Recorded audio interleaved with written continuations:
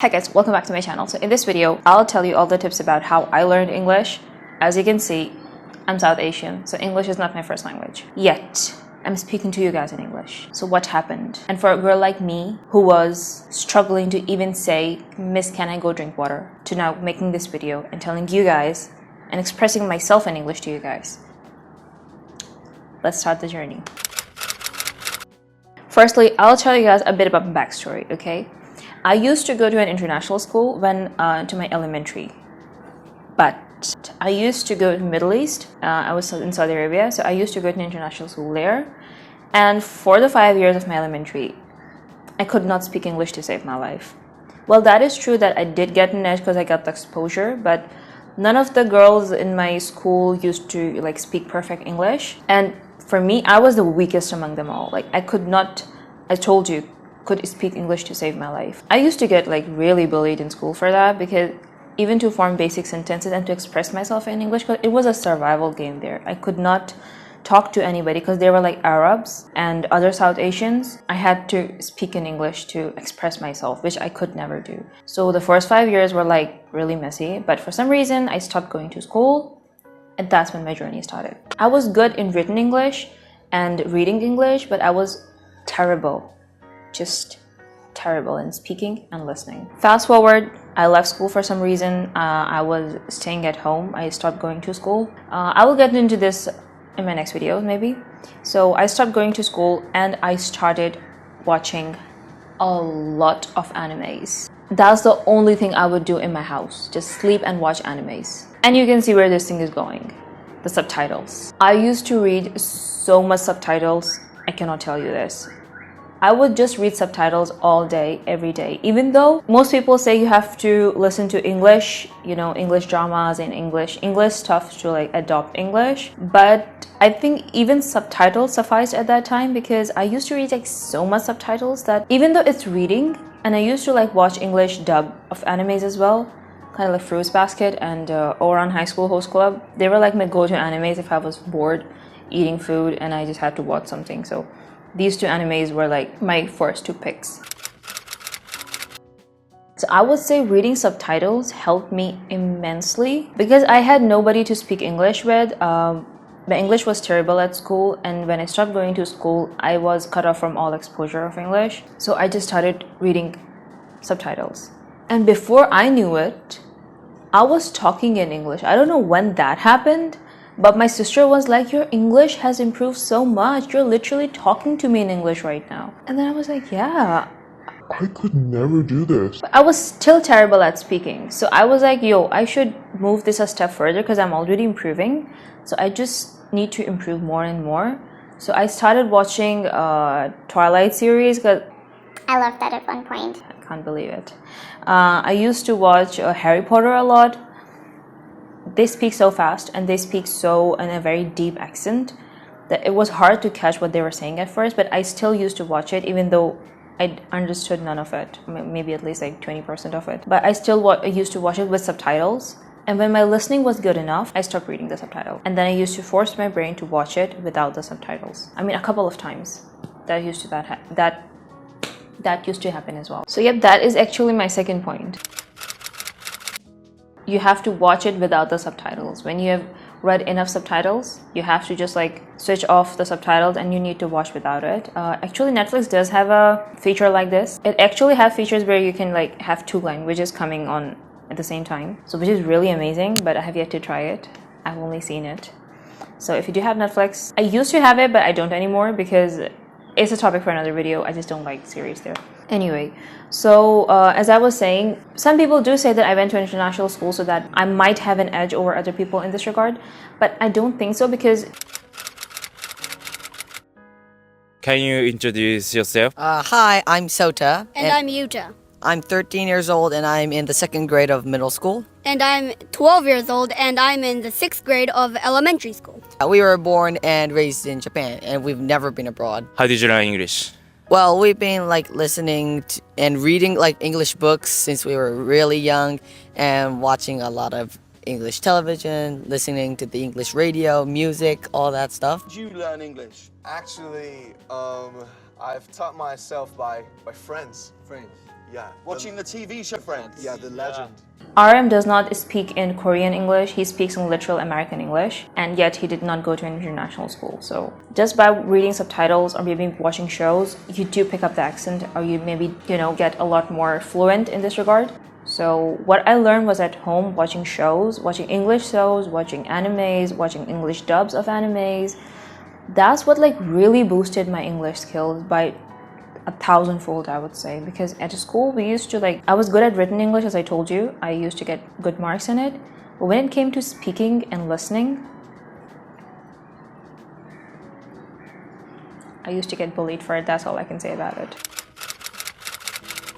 You gotta watch something that you like, that you actually enjoy. For me, it was animes, it was dramas, it was series, Harry Potter, Twilight. These were the things that I enjoyed watching, not just for the sake of learning English, because if I had maybe gone through that path, then maybe I wouldn't be speaking as how I am right now. The process was kind of effortless, and it wasn't desperate because I was just I dropped out of school. So I never had the incentive to now improve my English because I wanted to prove myself to someone. It was more about, I like greatly in this area. It's something that I want to do.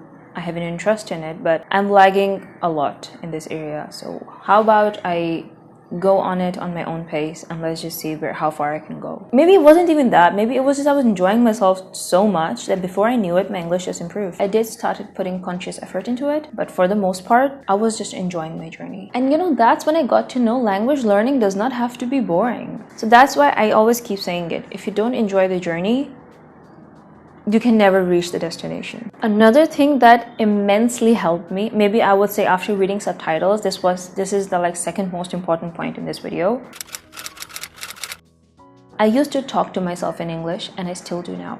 And I know I'm not the only one. I have seen enough evidence to know that I'm not the only one that does this. So I'm not the crazy one here. And maybe I sometimes become a beauty blogger where I'm just shooting videos and just giving you tutorials and stuff in the mirror. I don't know how does that look to other people, but I'm still talking to the camera here. Nobody's here, not even a fly, and I'm still talking to you. So it's kind of I'm talking to myself as well. The wonders it can do to you, it can never be underestimated. I was pathetic at English, and I sucked at it so bad. It's not that I don't do now. I still do it. My grammar is very bad. My pronunciation is not very appropriate, but still, the fact that I'm conveying my feelings and my journey to you guys in English, I think I have come somewhere where I can just conversate to you in English. It's a huge achievement for me, I think. It might not be, my English is not that good. It's not my first language, so I'm sorry if I'm making a lot of mistakes. But I'm still happy that I can express myself to you guys. Having an ideal helps a lot too. I love Keira Knightley and Emma Watson. I just like how they are so graceful, and their style and their looks, and how they just carry themselves. It helps a lot, I would say, to just observe them. It just makes it makes a standard that, okay, this is a standard. Even if I'm just here somewhere, it's still better than, being nowhere. Maybe it would just be conversating with them. Imagining that I'm having a conversation with Emma Watson. How would I talk? How would I look? How would I, it's not just about English, it's about your whole demeanor. How would just you present yourself to that person? So I think maybe I'm just always in my head all the time, so it's just imagining 90% of the stuff that I'm telling you, but it helps a lot. Nowhere in my video did I say that you have to learn grammar, you have to learn tenses, you have to learn new vocabulary. Nowhere in my video did I say that. All I just said was talk to yourself, watch videos, watch dramas, because what I think is that the traditional way of learning any language sucks big time. It just have too much input and no output. So you have to put out more, embarrass yourself, talk to people in the language that you're trying to learn, and immerse yourself in the culture, I would say. And the more effortless it feels, the more better you will be at it. Maybe it's just my observation, but that's what I've observed. It should feel effortless, not you're cramming in and learning new vocabulary words and grammar tenses and then this and that. I don't even remember most of it. What I learned at school in English, I don't remember any of it, but I can speak, so I did not forget that. Look, having said all of that, there's one important point that I need to tell you guys, which is when I relocated to South Asia, I got a huge culture shock. It was like English was considered a flex. Even though to me, when I was a kid to even now, it was always a means of communication. But English is considered a huge flex in South Asia. So I would just suggest you not to go down this path because it's so... I'm still processing it, even though it's been a while since I've been living here. But I would really suggest you not to go down this path, because if English has any relevance in your life, if you want to conduct business in English, if you love English itself, you want to speak the language to make your life easier, and if you want it to benefit in your life somehow, that is the only reason you should be learning English. Otherwise, like, people don't feel bad for not knowing Chinese. Even the Mandarin is so widely spoken. And so is Spanish, and so is Hindi. So do not treat English this way. It is to better your life and make your life easier, rather than proving a point to somebody that just don't even care. Maybe you have no interest, you have no business in it, it doesn't ease your life. But I still see people getting their self-esteem lowered for it. I've seen many elders in my family get their self-esteem so lowered because they don't know the language.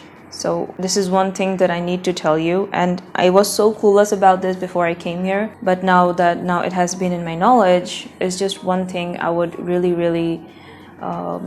request you. Clear your purpose on why you want to actually study the language. It could be that you're interested in it, but if you have no business in learning the language and you're just not so interested in it, but still you have that self-esteem lowered, then no, just be proud of your culture and be proud of your language and be proud of how you were brought up. It has nothing to do with, English does not make you all big shot and all elite and stuff. That's like bull crap. So don't just go down that road, okay? Be proud of your culture, be proud of your language, your native language, and just flaunt the fuck out of it. So yeah, that's it for the video. I hope you enjoyed this video and you found a few valuable tips out of the video, and I'll see you guys in the next video.